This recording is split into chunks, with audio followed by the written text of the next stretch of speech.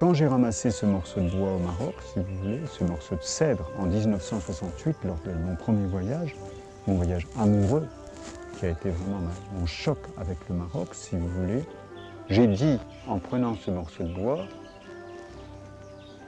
je ferai un jour un parfum qui s'appellera cèdre avec ça.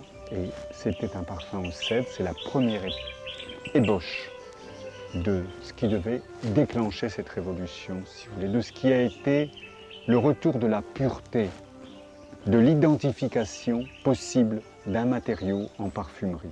C'est-à-dire ce bois, pâtisserie de bois, animal, doux, qui remplit l'air, si vous voulez, qui remplit d'une détente. Féminité du bois est un parfum, mais ce n'est pas simplement un parfum, c'est une nouvelle orientation totale de la parfumerie. Je dois dire qu'aucun parfum après Féminité du bois ne s'est fait de la même façon.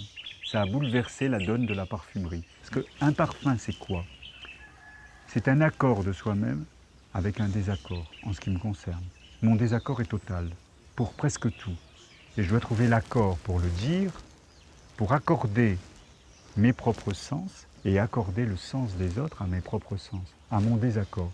C'est-à-dire qu'il faut que je tourne les choses de telle façon que ce qui me paraît ridicule, démodé, vulgaire, je puisse le faire valoir avec les mots ou avec les essences qui donnent la clé de ce parfum et qui font qu'en fait, tout ça devient magique, si vous voulez. Tout ça devient beau, comme un roman, quelqu'un qui vous donne la justesse.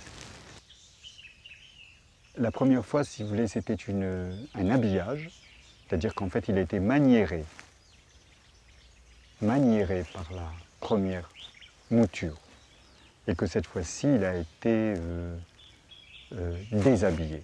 Je le montre tel qu'il est, c'est-à-dire dans un flacon qui est le même flacon, une bouteille.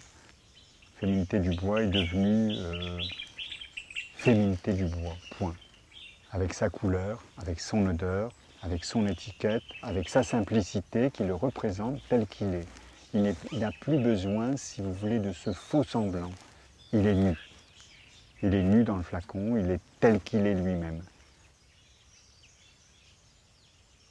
Il est très clairement la clé du cèdre, non pas habillé, non pas paré, mais sublimé. Sublimé, j'aime pas le mot, mais je dirais accusé. Accusé, comme un accusé, comme au prétoire. Accusé.